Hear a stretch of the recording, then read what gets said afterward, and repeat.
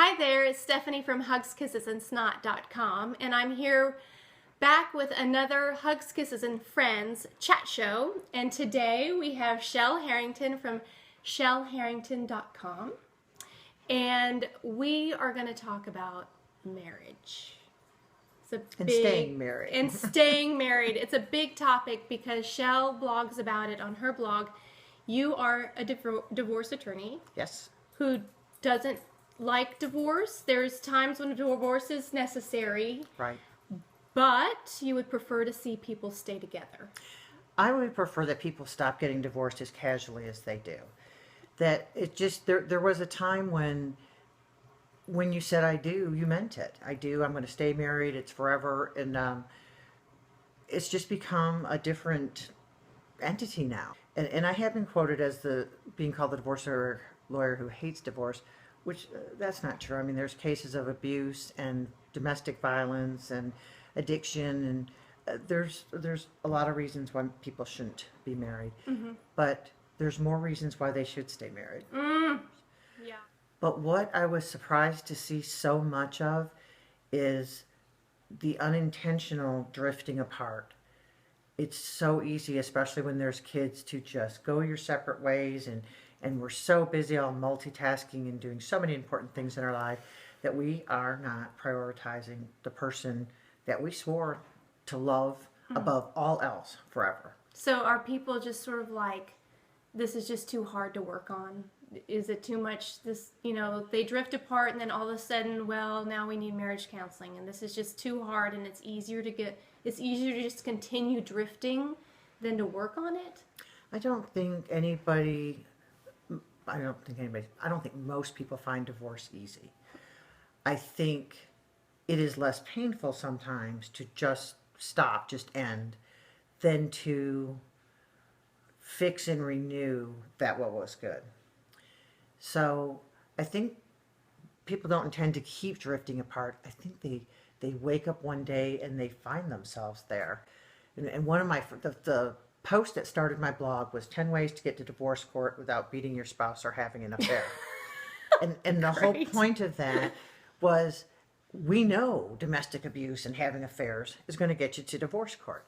But we don't think about things like trying to live within our budget. We're so busy trying to live like our parents lived, forgetting that they took 30 years to acquire what they have.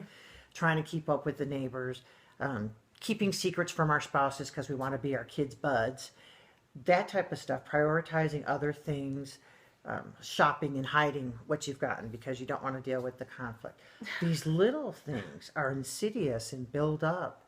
And that's what I find to be one of the most common reasons for divorce, is that we just live our lives and we wake up one day and we are in a different place.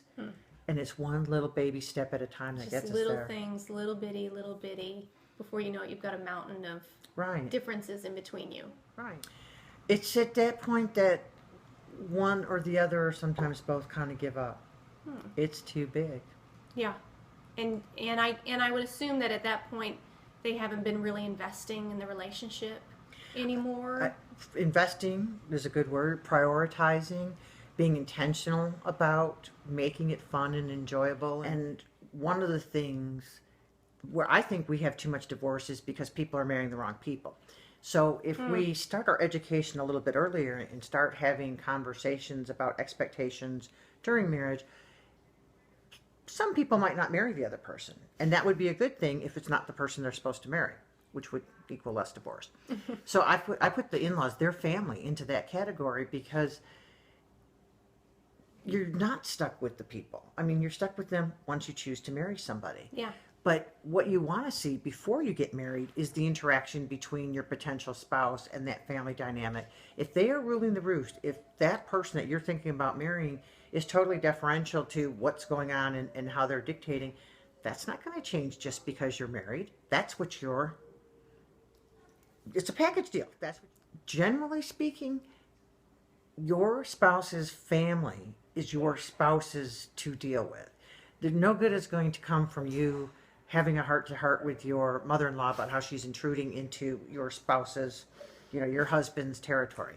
And probably not gonna help. Yeah, and he's probably not going to be happy either when he hears about how you offended his mother. And not all in-laws are bad. No. I mean, we were talking I earlier. have wonderful in-laws. And I do too. I love them dearly. I'm not just saying that. I really Yeah, do. in case they see this, right? There's some great in-laws. I think there's some annoying in-laws that people make too much of a deal of.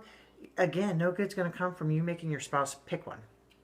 You want somebody who values their family. You want somebody who has learned to love and trust and that really prioritizes family. Because will that be an indicator how they're going to treat I think it is their an own indicator. family in the future? Sure. Okay, so date night.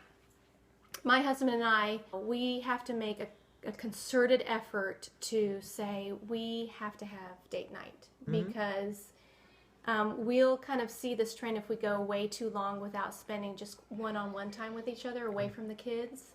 It's just like you said, that whole drifting, like you just stop really communicating, and it's not, purposeful, but you're just really busy. The kids demand a lot of attention. They're just, dragging on you, and jobs are stressful, and we realize that it's got to be like you have to carve out time for each other. It has to be intentional. So, I think we can get broader than date night to accomplish that. I think there should be date minute. I think there should be a point of every day, whether it's we're gonna take 5 and have coffee before you leave. We're gonna get up a little bit before the kids, and I'm gonna have a comic strip sitting at your place, and we're gonna have a moment. Or when they get home, we're gonna have the kids doing something, and we're gonna have 10, 15 minutes because. To talk to each other. To really talk to each other. You're not going to get an hour. No. But not at home with the kids. Not when there's little people, and they need the attention too. But what you don't want is somebody walking in the door and just getting onslaughted with how my day was. And in reverse, you don't want the spouse walking in the door whining about the bad parts of his day. There's time for that, or her day. It should be somebody walks in the door and the other one lights up, like we used to do when we were dating. Yeah. And that moment speaks for itself too. It's a whole series of moments that make the difference of how long we're going to stay married. Or text you just a text. I'm thinking about you. I love you. And then we would have It thought doesn't have to be like earth shattering. exactly. Right? And that's the thing, is to share through the day that you're thinking of them. Yeah. And again, if you will look at the way you behaved when you were dating, this is all going to seem common sense. When did we stop doing it? When did we stop? Of course, some of us weren't texting back when we were dating. No. But when did we stop, like, picking up the phone and going, I love you. Hey, Yeah. what you doing? Just checking in. Just yeah. kind of checking in. It sounds like a common thread of what you're saying here is think about when you were dating. Like, what was it? Why were you acting that way? Think about the way you were acting towards each other, and remember how you treated that person when you were dating, when it was so new and exciting and special. Well, just because you've been together for 15 or 20 years doesn't mean that you can't treat that person with that same amount of love and respect. If you're keeping something from the other person, flip it over. Would that be okay with you if they kept that from you? Or if you have a happy moment, what would make you feel good for them to say that would make your moment feel more special?